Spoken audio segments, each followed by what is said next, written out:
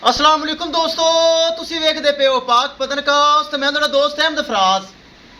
दोस्तों सब तो पहले रिक्वेस्ट है, चैनल ਨੂੰ सब्सक्राइब कर लो, फेसबुक वाले बरावीर बहुत अच्छे पेज ਨੂੰ फॉलो कर लो ताकि साड़ी हर लेटेस्ट आने वाली वीडियो मेरे बरावीर देख सकन।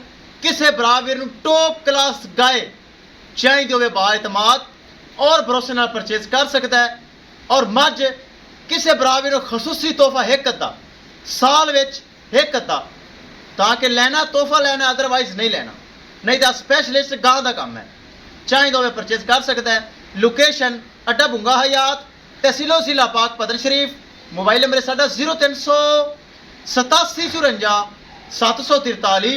व्हाट्सअप नंबर भी यही है जी, लोकल नंबर भी यही है। माशाल्लाह घर दी मझ बरावीर हर वीडियो में देखते हैं।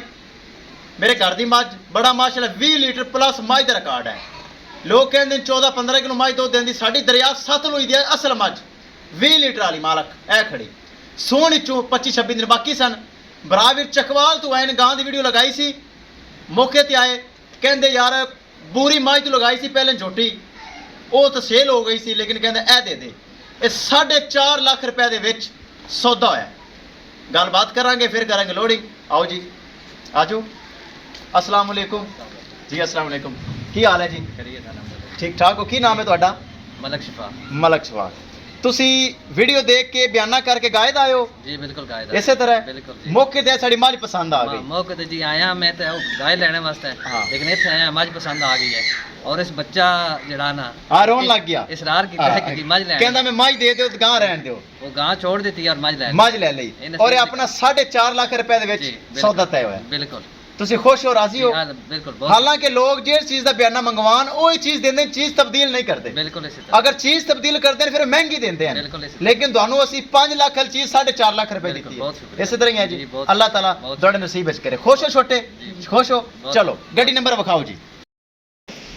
ਲੈ ਚਲੋ ਆਫਾ ਜੀ, ਅੱਲਾਹ ਤਾਲਾ ਮਾਲਕਾਂ ਦੇ ਨਸੀਬ ਕਰੇ ਜਿਹੜੇ ਕਲਰ ਘਾਰ ਤੋਂ ਸਾਡੇ ਕੋਲ ਚੱਲ ਕੇ ਆਏ ਨੇ।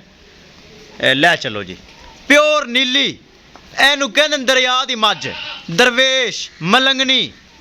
ਮਾਸ਼ਾਅੱਲਾ ਕੱਚੀ ਜ਼ਰੂਰ ਹੈ, ਲੇਕਿਨ ਜਦੋਂ ਤਿਆਰ ਹੁੰਦੀ ਤਾਂ ਉਦੋਂ ਫਿਰ ਪਤਾ ਚੱਲਣਾ ਸੀ ਕੀ ਸੂਰਤ ਹਾਲ ਹੈ। ਦੋਸਤੋ ਵੀਡੀਓ ਪਸੰਦ ਆਏ ਲਾਈਕ ਸ਼ੇਅਰ ਮਾਸ਼ਾਅੱਲਾ ਕਮੈਂਟ ਲਾਜ਼ਮੀ ਕਰਨਾ ਹੈ।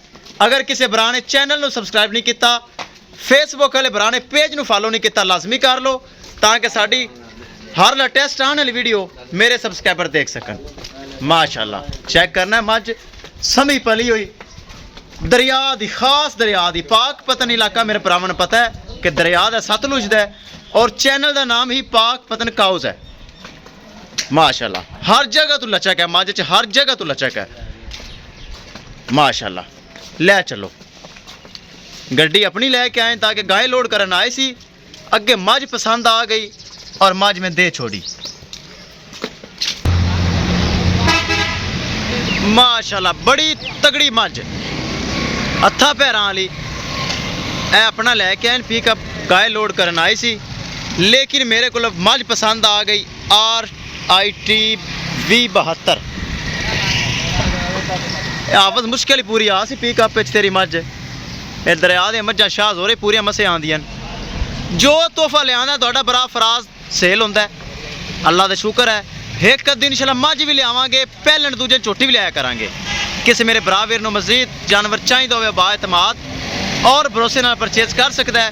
इंशाल्लाह दोस्तों मिलांगे एक नई वीडियो दे नाल। अपने फराज दोस्त दे इजाजत, अल्लाह निगहबान।